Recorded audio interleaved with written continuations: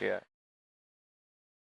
Uh, this last album cycle on Vessel, we learned a lot about ourselves, about our band, about our fans, but also a lot about the music industry, and we realized that there's this formula that goes into writing the perfect song, and it's very calculated, and people think that if you write,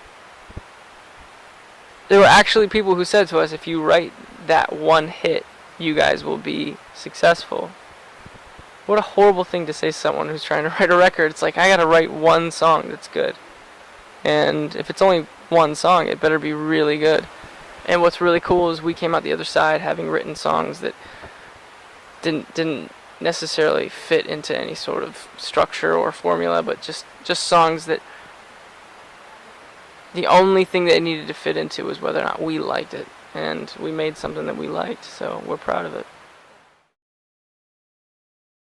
I think we've always just kind of wanted to create and play music that we really enjoy playing and try and put on a show that we would want to see. And above that, I don't think it was necessarily trying to be number one on the Billboard charts. Actually, I didn't even know that was like really a thing. We didn't know what that meant, I don't think, going into it until it actually happened. But that, I think our goal has always been, hey, let's just do this, and in the sense that we always say that we kind of just, when we started, we kind of just sort of like put our heads underground and kind of like dug this like tunnel, try to just move forward, and every once in a while kind of like poke our head out and look around and see like how far we've dug.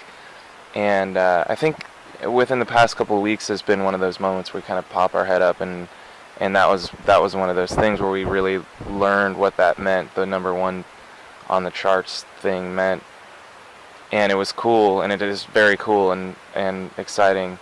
And now I think it's time to pop back under and keep digging forward. But yeah, it's been a really cool thing to realize that people are gravitating toward buying an album, because people don't. It's kind of uncommon for people to do now, especially with how easy it is to buy a single on iTunes or stream a single on Spotify or something like that. So it's cool to us that people are buying the album. I guess that was a reference to the fact that the more and more I got into the music industry, I realized that some of the artists and bands, even bands, a lot of bands don't write their own stuff. I mean, they don't have hardly anything to do with it. It's kind of a song that's created in a lab or a factory somewhere that someone writes the track to it, and then someone else writes the lyrics, and then someone else puts it all together, and then the band sings on it.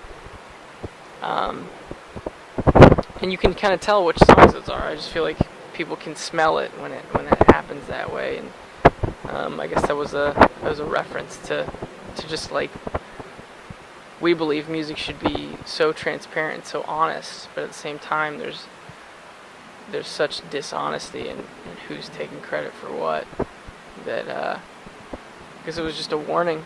Look out for those types of songs. Yeah, I guess, well, I've always wondered, will I, have writer's block or have nothing else to say or just be out of ideas. But what's great is that we've set ourselves up to not have to write a certain type of music.